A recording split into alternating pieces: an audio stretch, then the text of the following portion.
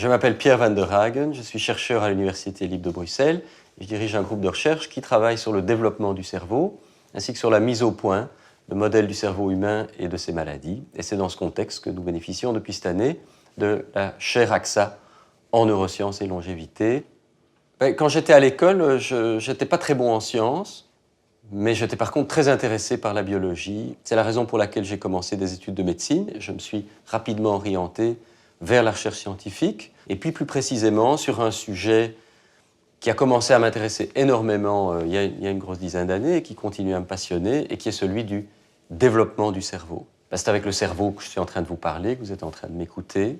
Donc comprendre quelle est l'origine de ce qui fait ce que nous sommes en tant qu'individus et en tant qu'espèce, c'est presque une question philosophique, mais qu'on peut adresser sur le plan scientifique.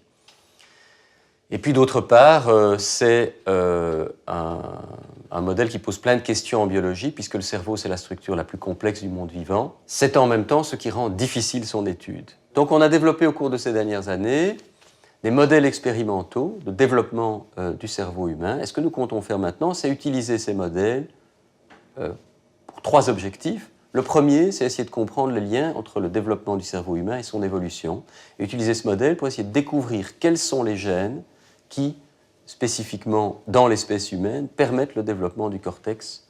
Deuxième aspect, est-ce que les cellules dérivées par ce modèle, les cellules nerveuses provenant de ce modèle, pourraient être utilisées dans le cadre de réparation du cerveau, comme pièce de rechange entre guillemets? Troisième volet, utiliser ce modèle non seulement dans un contexte normal, mais aussi dans des contextes de maladies. On peut penser en particulier aux retards mentaux, aux maladies autistiques, à certaines formes d'épilepsie.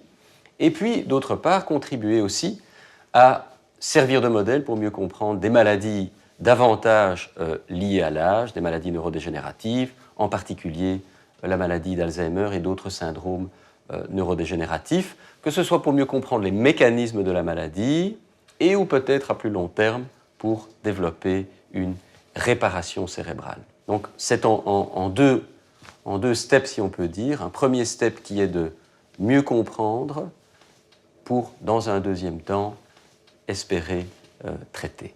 Une chose importante pour faire de la recherche fondamentale de haut niveau, c'est d'une part d'être libre, d'avoir le moins de contraintes possible, que ce soit conceptuelles ou techniques, et puis d'autre part, comme on ne sait pas quand ces découvertes auront lieu, ni comment, d'avoir du temps devant lui pour prendre des risques et être alors un jour à même de faire la différence, entre guillemets. Et c'est dans ce contexte que la chaire AXA, pour nous, est extrêmement intéressante, puisque d'une part, dans le cadre du projet que nous avons proposé, nous avons plus ou moins carte blanche, et donc nous disposons d'une grande liberté d'action sur la façon dont nous voulons travailler, avec qui nous voulons travailler, comme nous voulons travailler, etc.